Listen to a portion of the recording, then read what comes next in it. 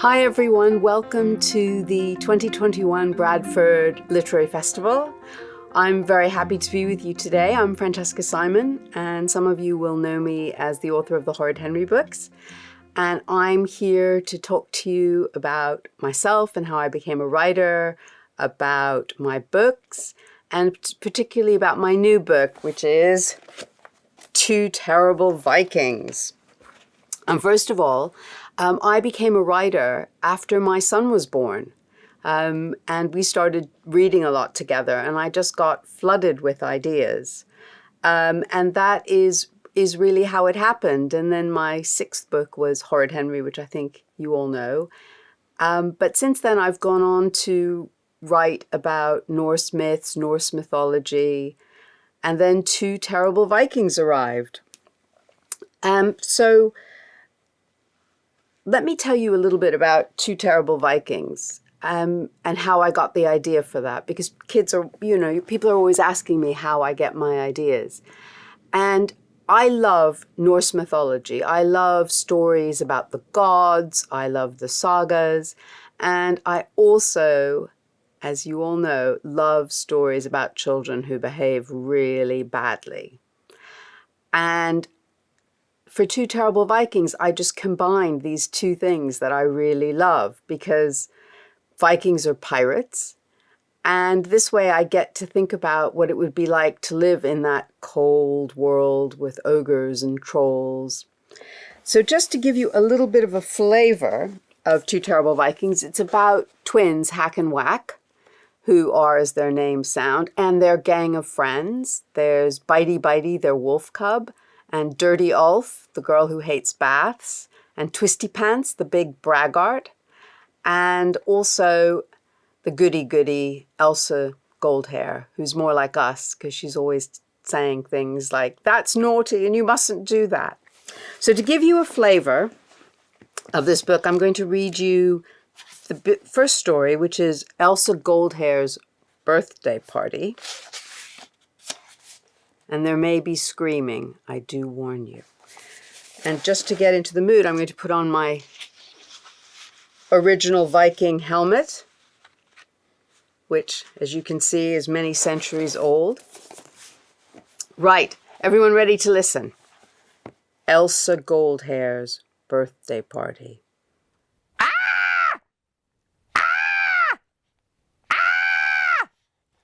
Terrible screams came from the longhouse at the far end of the village. Hack stopped swinging her sword. Whack stopped swinging his axe. Bitey Bitey, their wolf cub, stopped chewing Dad's new leather boot. "Ah! That sounds like Dirty Ulf," said Whack. "Ah! Ah! Help! Help! Save me!" "That is Dirty Ulf," said Hack. She waved her sword. "We have to rescue her." Whack waved his axe. "It must be an ogre," he yelled, running. "Or a troll," shouted Hack. "We're Hack and Whack on the attack," they bellowed, as they raced across the turf towards the screams, leaping over chickens and crashing into goats. Bitey Bitey ran after them, howling and yowling. The blood-curdling shrieks seemed to be coming from a tub on the porch outside Dirty Ulf's longhouse. There was something gurgling and spluttering and squealing and splashing inside the black water. Dirty Ulf's mother stood there, clutching a bar of soap. "Dirty Ulf is having a bath," she said. "I don't need a bath!" gasped Dirty Ulf, poking her head above the tub. "I had one last year!" Dirty Ulf's mom shoved her under the steaming water again. "Why is she having a bath?" said Whack. Poor Dirty Ulf. No one hated water as much as she did. "Because she's going to Elsa Goldhair's birthday party," said her mum. "And you know how fussy those parents are." "Ah!" "Oh," said Hack. "Oh," said Whack. This was the first time they'd heard about a party. "Now go away," said Dirty Ulf's mother. "Nothing to see here. Stop screaming, Dirty Ulf, she screamed, attacking Ulf's ears with a spoon. No! Howled Dirty Ulf. Hack and Whack headed home. What's a birthday party? Said Hack. I don't know, said Whack. Birthday, birthday, the day you're born? Why would you have a party for that? Whack shrugged. Elsa's weird. Elsa liked sharing. Elsa liked playing quietly. Elsa liked telling everyone how naughty they were. Elsa thought she was a grown-up. Well, I don't want to go, said Hack. Me neither, said Whack. It would probably be really boring. Really, really boring, said Hack. Lucky we weren't invited. Yeah, said Whack. Lucky. Hack and Whack were just about to enter their longhouse when they heard loud voices coming from within. Hack put a finger to her lips. Mom and Dad are talking about us, she hissed. Hack and Whack crept close to the wattled wall next to the woodpile and cupped their ears. Hack and Whack are the worst Vikings in the village, said Mum. The very worst, said Dad. Hack and Whack beamed. But at least they're not like Elsa Goldhair. Thank Thor, said Dad. I would die of shame to have such a goody-goody butterface, hoity-toity salmon flapper as my daughter. Gods forbid, said Mum. Did you hear? They caught her sharing last week, said Dad. Sharing? No! Her poor parents! Yes, sharing. Braggy Breadnose saw her. That girl will come to a bad end, said Dad. Glad she's not our daughter, said Mum. I blame the parents. Not like us. Firm but fair, said Dad. Elsa's a terrible example. Thank Thor Hack and Whack weren't invited to her birthday party, said Mum. I wouldn't let them go even if they had been invited. Elsa Goldhair might influence them, and the next thing we'd know they'd stop fighting and quarreling and playing with their swords. Hack and Whack had heard enough. Mum and Dad didn't want them to go. We want to go to Elsa's birthday party, they yelled, bursting through the door.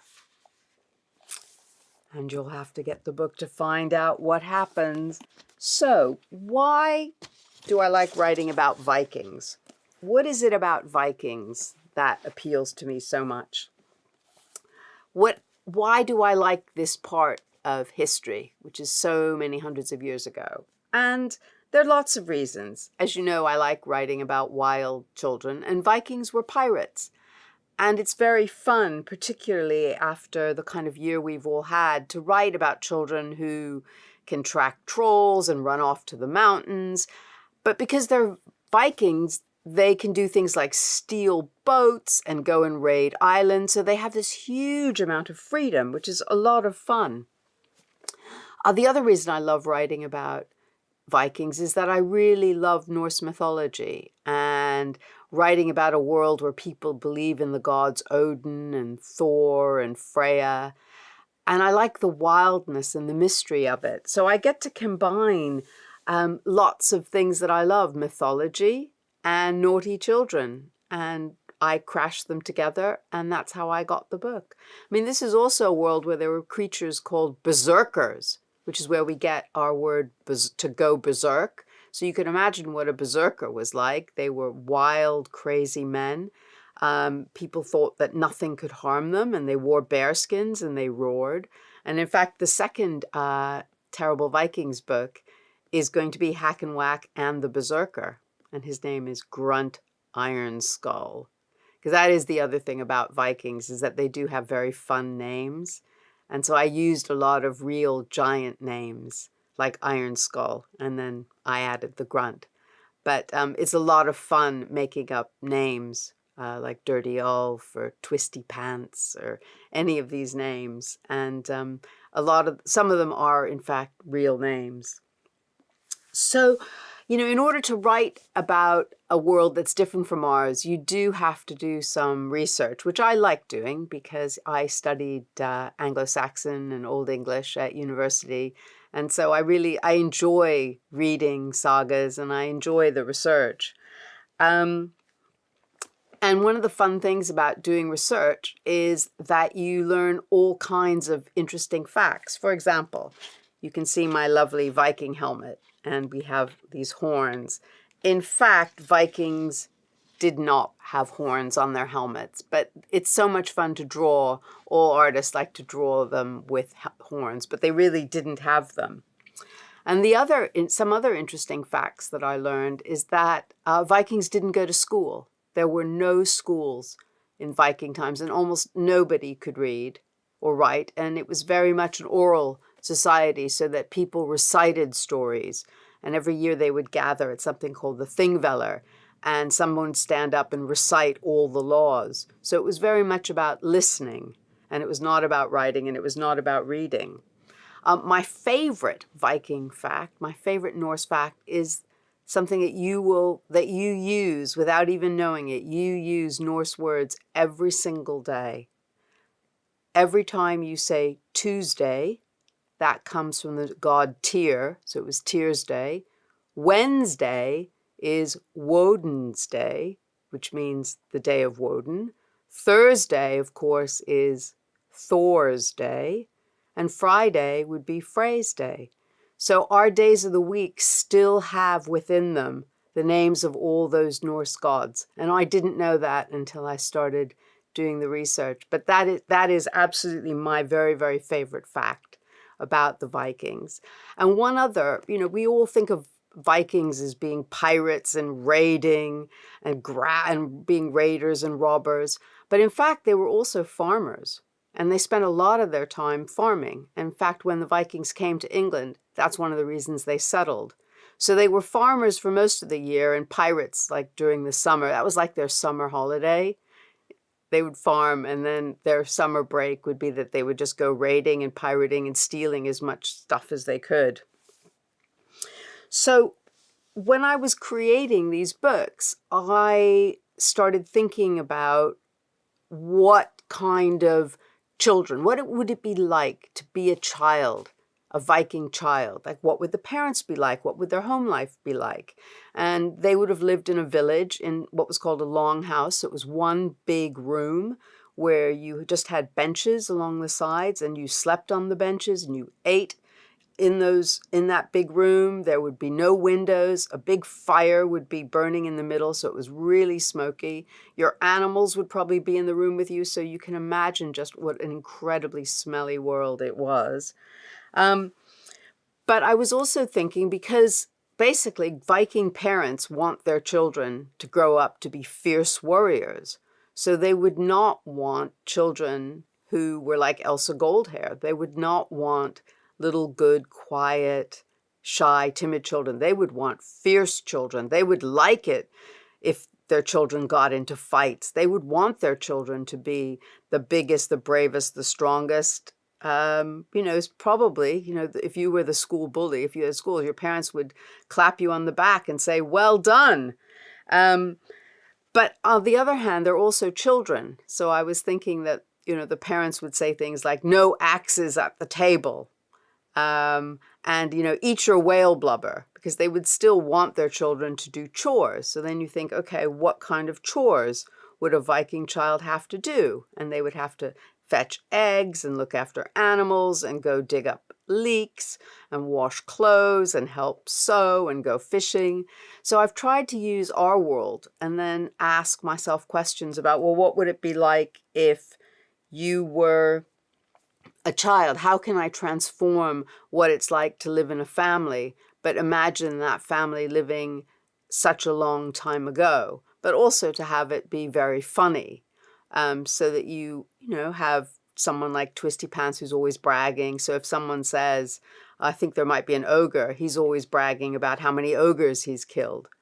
So I hope that they are like children that we know, but just if they were living at that time.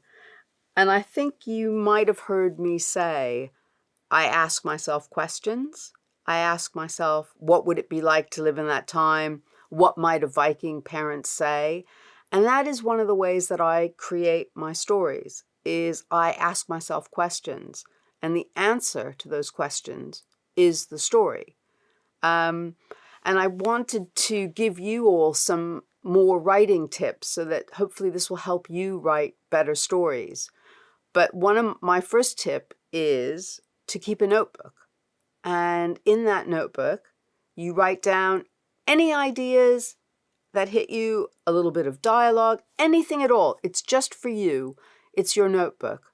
But when it's time to write a story, you can go back and see, oh, that was interesting. I remember that little story. So that will also help you. The other thing is, as I've said, to ask yourself questions about your characters. Who are they? What do they have for breakfast? Where do they live? Ask questions to help draw out your ideas. Another good tip for a story is that you don't have to write beginning, middle, and end. You can write end, beginning, middle, because what happens when you write is that everybody's great at starting stories. Everybody. And most people are terrible at finishing them because you get stuck. So you might want to try writing the ending first. But you have to think of a story as a journey. And a journey is where things happen.